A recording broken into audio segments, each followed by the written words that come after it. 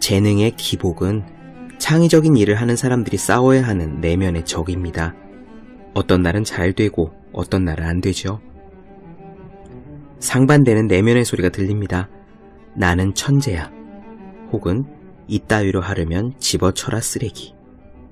이 두 가지 목소리가 번갈아 가며 들립니다. 슬럼프는 쓰나미가 아니라 파도에 가깝습니다. 한 번 몰아치고 마는 것이 아니라 쉬지 않고 지속적으로 닥치죠. 슬럼프를 어떻게 해야 줄일 수 있을까요? 저 유명한 소설가 어니스트 헤밍웨이는 한 인터뷰에서 이렇게 말했습니다. 다음에 무슨 일이 벌어질지 알게 될 때 글쓰기를 멈춥니다. 그리고 다음날 바로 그 부분에서 다시 글을 쓰기 시작하지요. 글쓰기를 다시 시작할 수 있는 한 모든 것이 다 잘 되고 있다는 뜻입니다. 중요한 것은 지속성입니다. 인생에서 가장 중요한 승부는 대부분 장기전이라고 봐도 됩니다. 42.195km도 아니고요. 밤낮을 가리지 않고 달리는 울트라 마라톤쯤 됩니다. 매일 공부를 다시 시작할 수 있는 한 모든 것이 잘 되고 있다는 뜻입니다. 공부하는 사람은 시행착오를 거쳐 섬세하게 자신의 페이스를 계산해야 합니다. 그리고 아주 조금씩 그 피치를 끌어올려야 하죠. 거북이처럼 느려도 좋습니다. 계속 가는 것만이 중요합니다.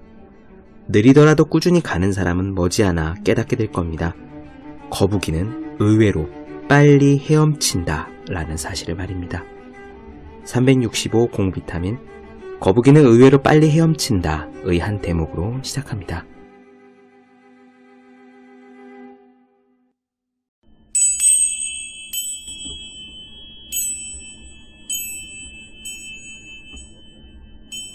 네, 안녕하세요. 본격 공부자극 팟캐스트 서울대는 어떻게 공부하는가 한지우입니다. 오늘부터 몇 번에 걸쳐서 지금 엄청나게 화제가 되고 있는 책 애덤 그랜트 교수의 오리지널스에 나오는 주요한 내용들을 좀 설명드리고자 합니다. 이 책의 부제는 굉장히 매력적이에요. 어떻게 순응하지 않는 사람들이 세상을 움직이는가? 애덤 그랜트 교수는 와튼 스쿨의 최연소 종신 교수기도 하고요. 이분의 첫 번째 책 기브 앤 테이크 역시 세계적인 베스트셀러가 되었습니다. 저는 그 책도 굉장히 인상 깊게 읽었는데 독창성에 관한 이 책 오리지널스가 나오자마자 바로 사서 읽고 열심히 밑줄을 쳐가면서 정리를 했습니다. 제가 그동안 누차 드렸던 말씀과 비슷한 내용도 있고요. 또 듣다 보면은 와, 내가 이걸 몰랐네 하면서 굉장히 중요한 깨달음들을 얻어가는 포인트가 아주 많아요. 여러분들과 함께 나누고 싶어서 그 중에 몇 가지 내용들을 오늘부터 나누어 드리고자 합니다. 우선요, 이 책은 어떻게 애덤 그랜트가 이 독창성에 관한 책 오리지널스를 쓰게 되었는지 그 이야기부터 시작합니다.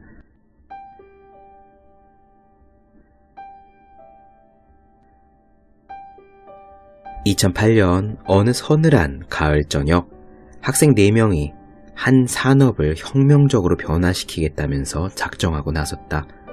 학자금 대출에 신음하던 당시 그들은 안경을 잃어버리거나 부러뜨린 처지였고 안경을 새로 장만하려 했지만 부담이 만만치 않다는 사실을 깨닫고 화가 치밀었다. 망가진 안경을 5년 동안이나 끼고 지내온 학생도 있었다. 그는 안경테를 페이퍼 클립으로 고정시켜서 쓰고 있었다. 그는 시력이 2차례나 바뀌었는데도 새 안경 렌즈가 너무 비싸서 사지 못하고 버티고 있었다. 안경 산업계의 거대 공룡인 룩소티카라는 회사가 안경 시장의 80% 이상을 장악하고 있었다. 안경 가격을 보다 합리적으로 만들려면 이 공룡을 쓰러뜨려야 한다고 학생들은 생각했다. 토니 쉐이의 제포스가 신발을 온라인으로 판매하면서 신발 시장을 변화시키는 모습을 지켜본 그들은 안경 산업에서도 똑같은 시도를 해보면 어떨까 생각하게 되었다. 이 학생들은 그런 생각을 친구들에게 넌지시 말해보았지만 그럴 때마다 친구들로부터 핀잔이 쏟아졌다. 친구들은 도대체 누가 안경을 인터넷에서 구매하느냐고 했다. 사람들은 안경을 직접 써보고 산다는 얘기였다. 그게 기발한 아이디어라면 벌써 누군가가 했을 거야 라는 소리를 학생들은 귀가 따갑게 들었다. 4명의 학생들은 하나같이 소매업, 패션, 의복뿐만 아니라 전자상거래와 기술 분야에도 문외한이었다. 학생들은 자신들이 구상한 사업이 황당하다는 얘기를 귀가 따갑도록 들었음에도 불구하고 연봉이 쏠쏠한 일자리를 내던지고 회사를 차렸다. 그들은 안경점에서 보통 $500에 팔리는 안경을 온라인으로 $95에 팔고 안경 하나가 팔릴 때마다 개발도상국에 안경 하나를 기부하기로 했다. 이 안경 사업의 성패는 웹사이트가 제대로 기능하는 데 달려 있었다. 웹사이트가 없으면 고객들이 상품을 보거나 구매할 수가 없기 때문이다. 우여곡절 끝에 웹사이트를 완성한 그들은 2010년 2월 웹사이트 오픈이 예정된 전날 새벽 4시에 드디어 웹사이트를 인터넷에 개설하는 데 성공했다. 학생들은 소설가 잭 캐루악의 글에 등장하는 두 인물의 이름을 조합해 회사 이름을 와비 파커라고 지었다. 학생들은 하루에 안경이 한두 개라도 팔리면 다행이라고 생각했다. 하지만 남성 전문 잡지 GQ가 그들의 회사를 안경 산업계의 넷플릭스라고 부르면서 그들의 첫 해 판매 목표치를 한 달이 채 못 되어 달성했다. 안경이 날개에 돋친 듯 팔리는 바람에 2만 명의 고객을 대기자 명단에 올려야 했다. 그들이 소비자의 수요를 충족시키기에 충분한 재고를 확보하기까지 9달이 걸렸다. 2015년으로 건너뛰어 월간지 패스트 컴퍼니가 선정한 세계에서 가장 혁신적인 기업 목록을 살펴보면 이 목록에서 와비 파커는 순위에 그 얼굴을 내비친 것뿐만 아니라 무려 1등을 차지했다. 과거에 이 목록에서 1위를 차지한 기업은 구글, 나이키, 애플 같은 것들이었다. 이 학생들은 설립한 지 보잘것없는 창업회사, 즉 온라인 산업계의 신참내기 회사로서 종업원이 겨우 500명이었다. 하지만 5년 만에 이 4명의 학생들은 세상에서 가장 각광받는 브랜드를 만들어냈고 수백만 개의 안경을 가난한 사람들에게 나누어줬다. 이제 이 기업의 연매출은 $1억 달성했으며 시가총액은 $10억 넘는다. 이제 2009년으로 돌아가 보자. 그해 와비 파커의 창업자 중 한 명이 나를 찾아와서 사업 구상을 설명하면서 자신의 회사에 투자해달라고 제안했다. 당시 나는 그 제안을 거절했다. 그것은 내가 내린 결정 가운데 최악의 결정이었다. 나는 내가 무엇 때문에 그런 잘못된 결정을 내리게 되었는지 알아내고야 말겠다고 결심했다. 애덤 그랜트는요, 이런 이유에서 독창성에 대한 연구를 시작합니다. 이 책의 제목인 오리지널스, 오리지널이란 독창성이란 뜻인데요. 사전적인 정의는 이렇습니다. 명사고요. 유일한, 독특한 특성을 지닌 것, 흥미롭거나 독특한 의미에서 다른 사람들과 차별화되는 사람, 참신한 독창성이나 창의력을 지닌 사람을 말한다. 그리고 독창성이란 이런 뜻이죠. 특정한 분야 내에서 비교적 독특한 아이디어를 도입하고 발전시키는 능력 또는 그런 아이디어를 개선할 수 있는 잠재력을 말한다. 제가 얼마 전에 소개해드린 책 하루키의 에세이 있잖아요. 직업으로서의 소설가. 그 책에도 보면은 제가 언급을 드리지 않았지만 오리지널러티, 이 독창성에 대한 챕터가 실려 있습니다. 무라카미 하루키는 평생 이 오리지널러티에 대해서 많은 생각을 하고 살았다 그래요. 그가 말하는 오리지널러티는 이런 겁니다. 한 분야에서 아주 혁신적인 사람으로서 이름을 얻고 그것이 일순간 반짝하고 마는 것이 아니라 어떤 거대한 흐름과 사조를 만들어내서 그 뒤를 따르는 사람들이 우수수 생겨나게 하는 것. 하루키가 그 책에서 예로 든 오리지널러티 한 인물은 이를테면 비틀즈라든가 베토벤이라든가 그런 사람들이 있었어요. 비틀즈가 처음 세상에 나왔을 때 확실히 기존에 있는 수많은 가수들과는 다른 모습을 보였고 등장과 동시에 어마어마한 파급 효과를 음악계 전체에 미쳤으며 비틀즈를 따라하고자 하는 수많은 비틀즈 키즈들을 만들어냈었죠. 우리나라로 치면은 제가 좋아하는 서태지님 정도 될까 싶습니다. 하루키도 평생 그런 오리지널러티를 갖기 위해서 노력을 많이 하고 살았다고 그렇게 고백한 바가 있어요. 누군가 잘 나간다 그랬을 때, 이를테면은 추리소설 장르가 잘 나간다, 로맨틱 소설 장르가 잘 나간다, 이렇게 해서 그 잘 나가는 사람의 문체와 스타일을 따라서 넘버 2나 넘버 3가 돼서 안정적으로 인기를 얻을 수는 있겠지만 그런 사람의 경우에는 오리지널러티를 가질 수가 없는 거죠. 기존에 있는 것과는 완전히 다른 모습을 보여야 하고, 그렇기 때문에 사실 오리지널러티를 가진 사람들은 당대의 많은 사람들로부터, 특히 기성세대로부터 저항을 받기가 쉽습니다. 인정받기가 어렵고요. 욕을 먹기 쉽다는 뜻입니다. 아무튼 그럼에도 불구하고 우리는 누구나 독창적인 사람이 되고 싶지요. 다른 사람을 따라서 제2의 누구, 제3의 누구로 살고 싶은 사람이 누가 있겠습니까? 브루스리, 이소룡처럼 자기 자신으로 살고 싶은 것이 누구나 갖고 있는 소망이 아닐까 생각합니다. 이 오리지널스는 그러한 독창성을 어떻게 만들어내느냐에 대한 이야기인데요. 애덤 그랜트는 그 출발을 기존의 현상에 의문을 품는 데서 시작하는 거다라고 말합니다. 계속 읽어보겠습니다. 얼마 전 경제학자 마이클 하우스먼이 고객 상담을 하는 직원들 사이에 재직 기간이 차이가 나는 이유를 밝히기 위한 프로젝트를 수행한 적이 있다. 은행, 항공사, 휴대전화 회사 등에서 고객 상담 전화를 받는 3만 명의 직원들에 관한 자료를 확보해서 하우스먼은 그들의 직장 경력을 통해 직업에 대한 헌신을 설명해줄 단어를 찾을 수 있으리라고 생각했다. 하우스먼은 예상하기를 과거에 이직이 잦았던 직원들이 더 빨리 그만둘 것이라고 예상했다. 하지만 조사 결과는 그렇지 않았다.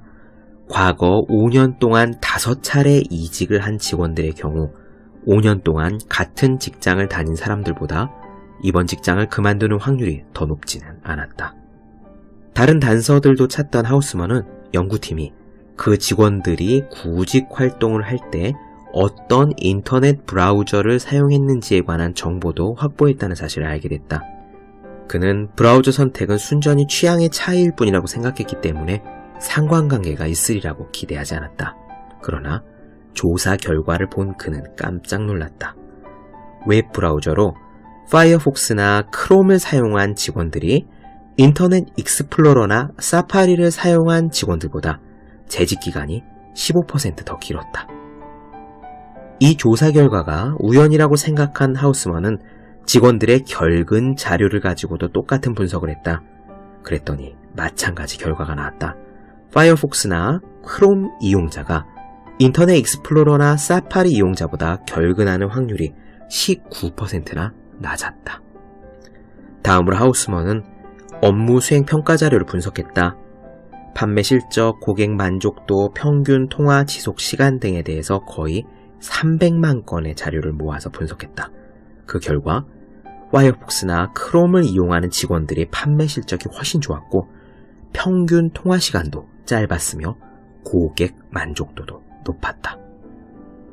파이어폭스나 크롬을 이용하는 직원들은 인터넷 익스플로러나 사파리를 이용하는 직원들이 입사 120일 후에야 달성한 업무 수행 능력을 90일 만에 보여주었다. 이것이 도대체 어찌게 된 일일까? 직원들이 오래 재직하고 더 성실히 일하고 업무 수행 능력이 뛰어난 이유가 브라우저에 있는 걸까? 그렇진 않다. 중요한 것은 브라우저 선호도가 그들의 습성을 반영한다는 데 있었다. 파이어폭스나 크롬을 이용하는 직원들이 모든 척도에서 높은 점수를 받은 이유는 무엇일까? 그 직원들을 차별화한 요인은 바로 그들이 브라우저를 획득한 방법이었다. PC를 구입하고 나서 처음으로 컴퓨터를 켜면 윈도우에 인터넷 익스플로러가 이미 내장되어 있다. 맥을 사용한다면 사파리가 내장되어 있다. 고객 상담 직원들 가운데 3분의 2가 내장된 브라우저를 그냥 사용했는데 그들은 더 나은 브라우저가 있지 않을까 의문조차 품지 않았다. 인터넷 익스플로러나 사파리처럼 내장된 브라우저를 그냥 사용한 고객 상담 직원들은 자신들이 하는 일에도 같은 접근 방식을 적용했다. 그들은 회사에서 준 각본대로 판매했고 고객 불만을 접수할 때도 회사에서 마련한 표준 절차를 따랐다. 그들은 자신의 직무를 회사가 정한 그대로 고정 불변의 것으로 여겼고 따라서 자기 일에 불만이 생기면 결근을 하기 시작하다가 결국 사직했다. 파이어폭스나 크롬을 사용하려면 사람들은 수완을 좀 부려서 다른 브라우저를 다운로드해야 한다. 내장된 기능을 그대로 수용하지 않고 주도력을 조금 발휘해서 더 나은 선택지를 찾는 것이다. 바로 이 주도력. 아무리 미미하다고 해도 그 주도력이 작업 수행 능력을 예측할 수 있는 단서가 된다. 주도적으로 브라우저를 파이어폭스나 크롬으로 바꾼 직원들은 자신들이 하는 일에 달리 접근했다. 그들은 고객들에게 상품을 팔고 고객들의 불만을 해소할 새로운 방법들을 모색했다. 그들은 마음에 들지 않는 상황에 맞닥뜨리면 상황을 바로잡았다. 자신이 처한 상황을 주도적으로 개선했으므로 그들은 이직할 이유가 없었다. 그들은 자신의 일을 자기가 원하는 방식으로 재창조했다. 그러나 그런 사람들은 일반적이지 않고 예외적인 존재였다. 에던 그랜트는 이렇게 주어진 상황을 그대로 받아들이고 고정 불변의 것으로 생각하는 사람이 아니라 무언가 자신이 바꿀 수 있는 것은 없을까, 개선할 여지는 없을까, 이렇게 현상에 의문을 품는 사람들이 생산성이 높았다고 이야기합니다. 이런 것이 독창성의 작은 예가 되겠죠. 그런데 이렇게 독창성을 발휘하는 것이 굉장히 어려운 일은 아닐까요? 혹은 어떤 사람들은 독창성이 가득한 캐릭터로서 태어나고 어떤 사람들은 선천적으로 독창성이 좀 떨어지는 그런 둔하고 우직한 사람이 되는 것은 아닐까요? 다행인 것은 에던 그랜트는 이렇게 얘기합니다. 독창성을 가진 사람이 되는 것이 크게 그렇게 어렵지만은 않다고요. 그리고 독창성을 가진 오리지널스도 사실 보통 사람들과 다름이 없는 사람이다 라고 강조합니다. 책에서는요, 독창성의 가장 큰 특성은 현상을 받아들이기를 거부하고 더 나은 대안을 모색하겠다는 결심이다. 어떻게 하면 이런 특성을 개발할 수 있는지를 연구하는데 10여 년의 시간을 투자한 결과 내가 생각했던 것보다 훨씬 어렵지는 않다는 결론을 내렸다. 그 출발은 호기심이다 라고 이야기합니다. 엄청나게 독창적인 사람들, 위대한 사람들도 근본적으로는 우리 보통 사람들과 다르지 않다. 이 부분은 굉장히 희망적인 이야기로 들립니다. 에던 그랜트는 이 책에서 많은 예들을 들면서 정말 그렇다고 역설하는데요. 예를 들면 이렇습니다. 미국의 독립선언문은 아주 엄청난 역사적 사건이고 그래서 독립선언문을 작성한 사람들은 무척 독창적이며 타고난 리더 그리고 용기 있는 사람들이라고 생각하기가 쉽습니다. 하지만요, 책에서 이렇게 얘기합니다. 핵심 인물인 혁명가들이 이 선언문에 서명하기를 주저해서 이 사건은 일어나지 않을 뻔했다.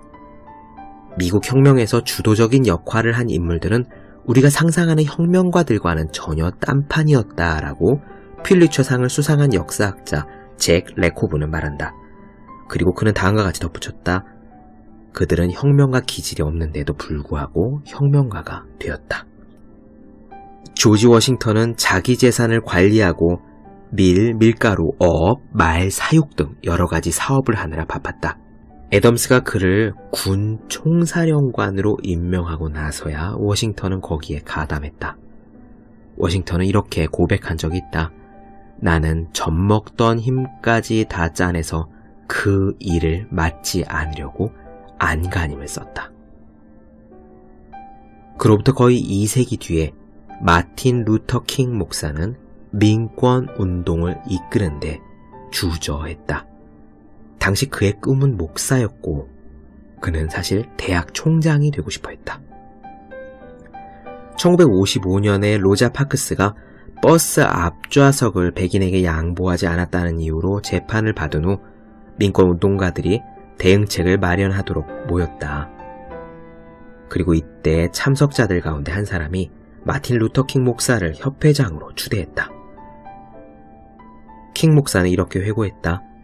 일이 일사천리로 진행되어서 제대로 생각할 겨를이 없었다. 만약 충분히 생각할 시간이 있었다면 아마 그 자리를 고사했을 것이다. 미켈란젤로도 마찬가지다. 교황이 시스티나 성당 천장에 그림을 그려달라고 의뢰했을 때 그는 시큰둥했다. 그는 자신은 조각까지 화가가 아니라고 생각했기 때문이다. 미켈란젤로는 그 일이 너무 부담이 되어서 피렌체로 도망쳤다. 하지만 교황의 집요한 부탁으로 그로부터 2년이 지나고 나서야 그는 붓을 들었다. 천문학의 발전은 코페르니쿠스가 지구가 태양 주위를 돈다는 사실을 발견하고도 그 연구 내용을 출간하기 꺼렸기 때문에 수십 년이나 지연되었다. 당시 코페르니쿠스는 따돌림과 조롱을 받을까봐 두려워 무려 22년 동안이나 침묵을 지켰고 자신의 연구 결과를 친구들에게만 몰래 보여주었다.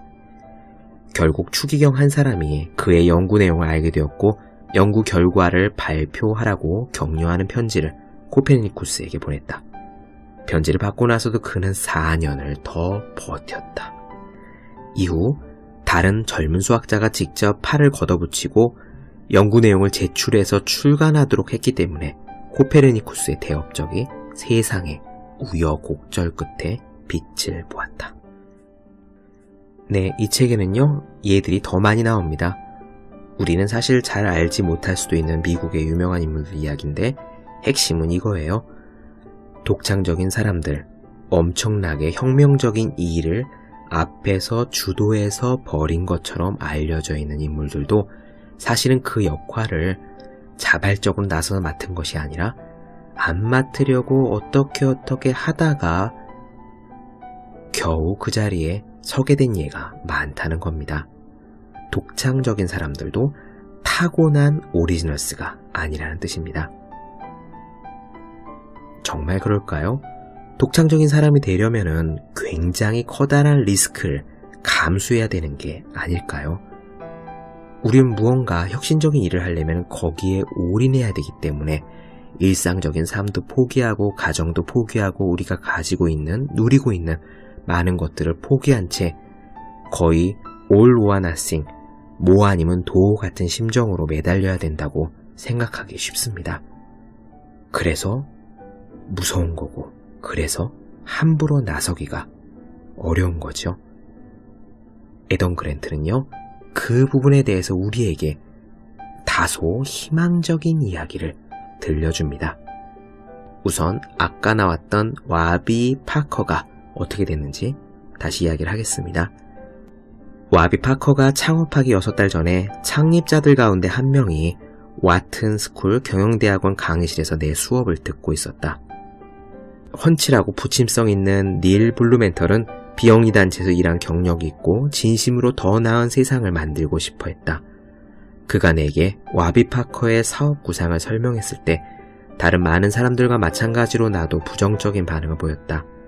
나는 닐에게 흥미로운 아이디어지만 사람들은 온라인으로 안경을 사지 않아 라고 말했다. 나는 그들이 정말 하기 어렵다고 생각했다. 첫 번째, 그들은 모두 재학 중인 학생들이었다.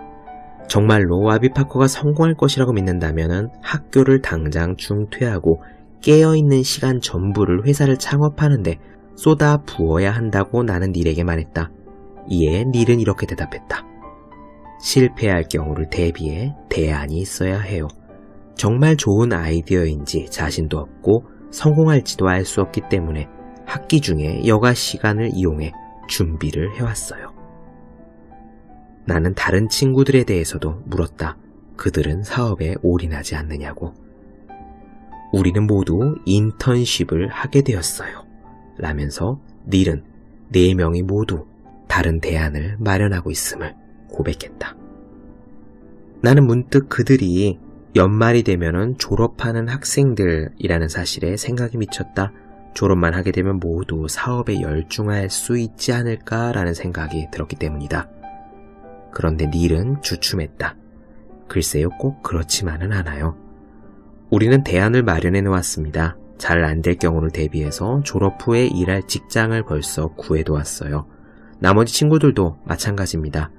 여름 동안에 인턴십 2개를 확보해 놓았고 전에 다니던 직장으로 돌아가자는 이야기도 진행 중입니다.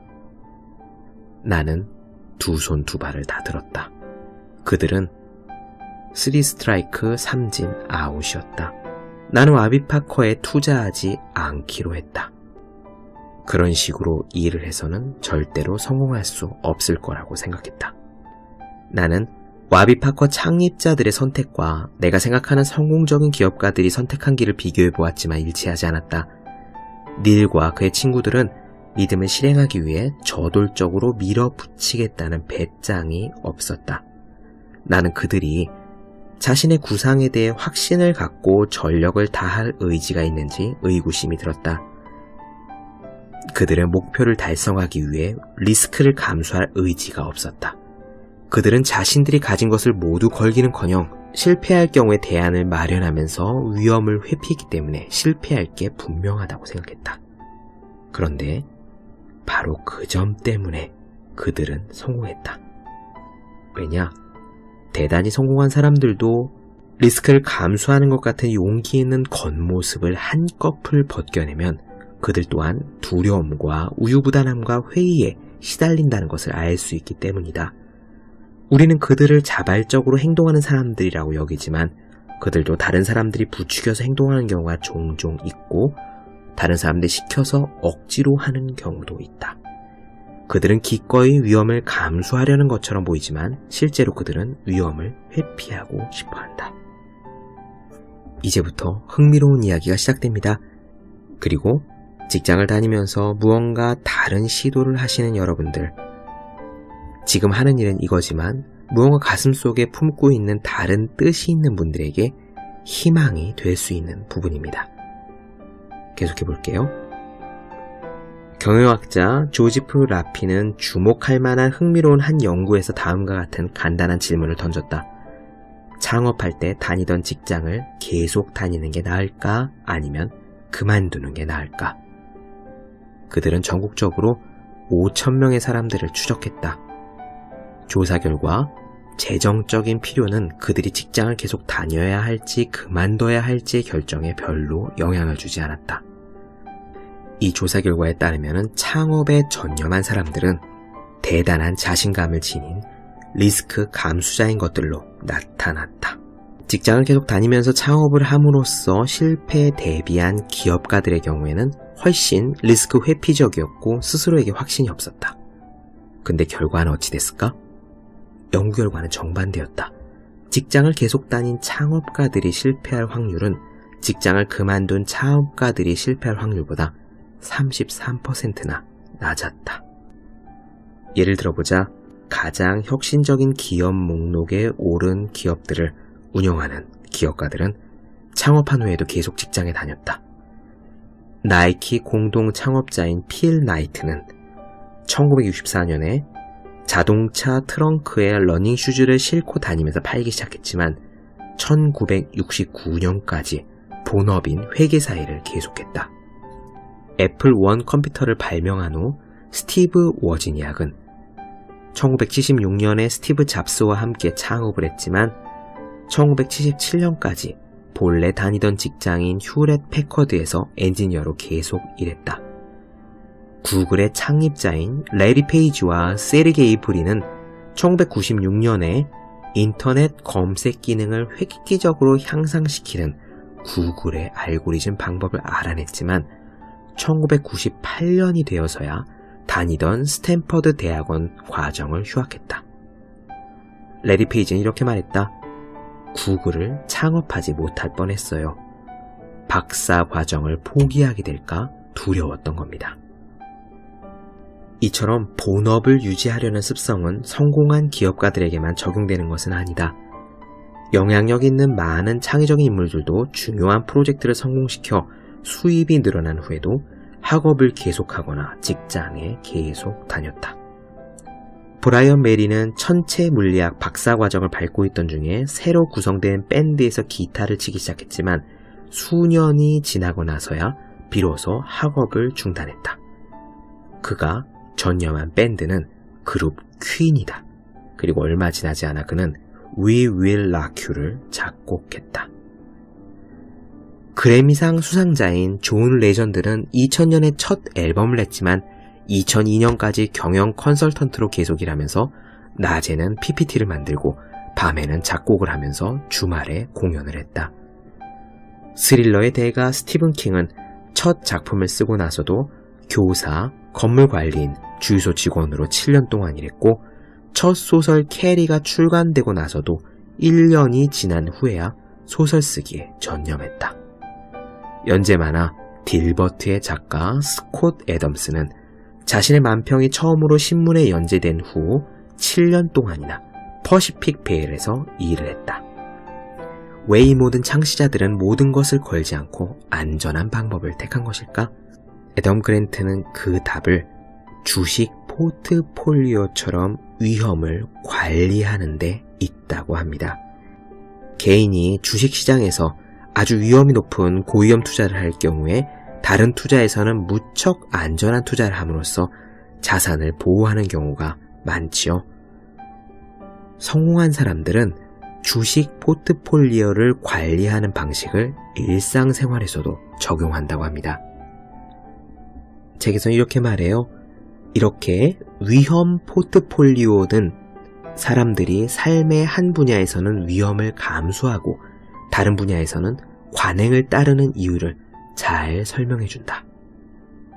T.S. 엘리엇은 기념비적인 작품 황무지를 썼고 그 시는 20세기의 가장 중요한 시로 칭송을 받지만 그는 이 시가 1922년에 발표되고 나서도 1925년까지 리스크를 감수하지 않으려고 은행에서 계속 일을 했다. 그 후 40년 동안 그는 안정적이고 질서 있는 삶을 유지하기 위해 출판사에 다니면서 부업으로 시를 썼다. 폴라로이드 창립자인 에드윈 랜드는 다음과 같이 말했다. 한 분야에서 창시자가 되려면 자신이 창시자가 되려는 그 분야를 제외한 다른 모든 분야에서는 확고한 사고방식을 지닌 감정적으로 사회적으로 안정된 사람이어야 한다.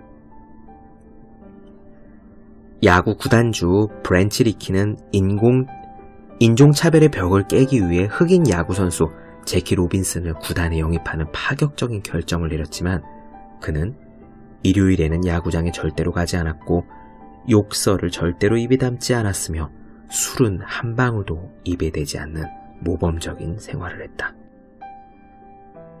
그런데 이렇게 본업이 있으면 창업에서 최고의 기량을 발휘하는 데 방해가 되지 않을까? 창의적인 아이템을 성공시키려면 시간과 에너지를 올인해서 리스크를 감수하더라도 빠른 속도로 이끌고 나가야 하는 것이 아닐까? 하지만 이런 주장은 안정적인 위험 분산 포트폴리오가 지닌 핵심적인 장점을 간과하고 있다. 즉, 한 분야에서 안정감을 확보하면 다른 분야에서는 자유롭게 독창성을 발휘하게 된다는 사실이다. 이베이를 창업한 피에르 오미디아르는 창업 후에도 9달 동안 계속 프로그래머로 일했고 온라인 시장에서 얻은 수입이 월급보다 많아지고 나서야 직장을 그만두었다.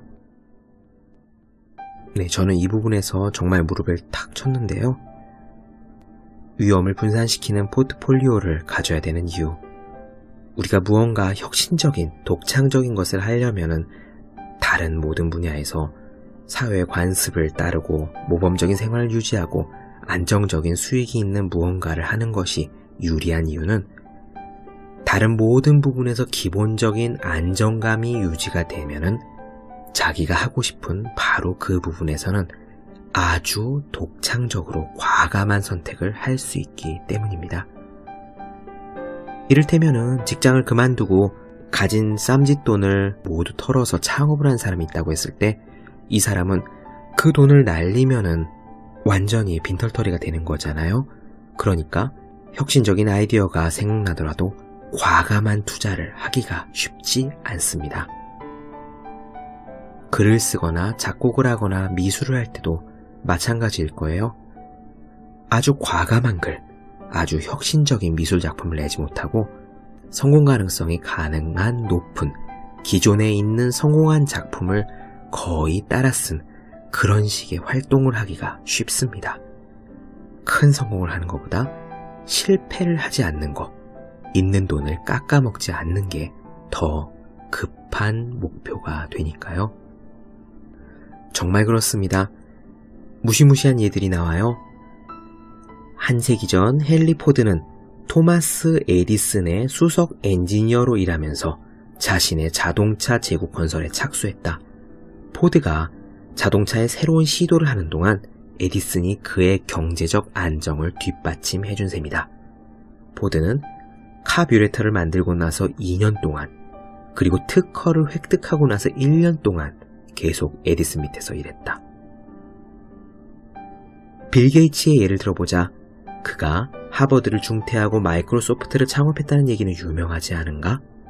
그러나 빌 게이츠가 새로운 소프트웨어 프로그램을 판 것은 대학교 2학년 때이고 그는 그로부터 1년이 지나서야 학업을 중단했다. 그것도 아주 중퇴한 게 아니라 학교로부터 허락을 받고 휴학을 한 거다. 또 부모님으로부터 재정적인 지원을 받음으로써 자신의 위험 포트폴리오를 안정적으로 유지했다. 게이츠는 세계적으로 가장 큰 리스크를 감수한 사람이 아니라 가장 성공적으로 리스크를 완화시킨 사람이라고 말하는 것이 더 정확하다. 말콤 그래드웰은 뉴요커의 기고한 글에서 이렇게 단언했다. 많은 기업가들은 엄청난 리스크를 감수한다. 하지만 그런 사람들은 보통 실패한 기업가들일 경우가 많지 성공 신화를 쓴 기업가들은 아니다. 그래서요, 이렇게 위험 포트폴리오를 관리하다 보니까 아까 와비 파커 창업자 중에 한 명은 창업할 준비가 됐을 때 이렇게 느꼈답니다. 창업할 준비가 되었을 즈음 나는 이 일에 전념할지를 결정해야 되는데 그렇게 위험하다는 생각이 들지 않았어요. 엄청난 리스크를 감수한다는 느낌이 들지 않았습니다. 그러니까 소위 이런 사람들은 연착륙을 한 겁니다. 기존에 있는 것에서 다른 쪽으로 자연스럽게 넘어가도록 위험을 관리한 거죠. 그러다 보니 다른 쪽으로 갈아탈 때도 그게 그렇게 위험하다는 느낌이 들지 않습니다. 지금은 작고하셨지만 유명한 작가인 구본영 선생님 계시죠? 제가 알기로 그분은 회사에서 일을 하시면서 첫 책, 익숙한 것들로부터의 결별인가요? 그 책을 쓰셨는데 그 책이 성공을 하셨습니다. 하지만 큰 성공을 거두었다고 바로 회사를 그만두지 않고 2년 더, 2번 더 책을 내면서 자신이 글을 계속 쓸 수 있는 사람인가를 스스로 시험을 해보았다고 합니다. 그 다음에 연착륙을 하는 식으로 작가 그리고 구본영 경영연구소로 넘어가신 거죠. 그래서 애덤 그랜트는 이렇게 결론을 내립니다. 독창성을 발휘하는 데 성공한 사람들은 대개 기존 체제에 의문을 제기한 사람들이다. 그리고 과감한 실행을 하기 위해서 나머지 부분에서는 위험 포트폴리오를 아주 안정적으로 운용했다. 네, 이것이 오리지널스, 독창성을 가진 사람들이 되기 위한 첫 번째 힌트이자 약간의 희망이 아닌가 생각해 봅니다. 엄청나게 혁신적인 사람들, 독창적인 사람들도 기본적으로 두려움을 갖고 위험을 피하고 싶은 것은 우리와 별 차이가 없다고 애덤 그랜트는 그렇게 이야기하네요.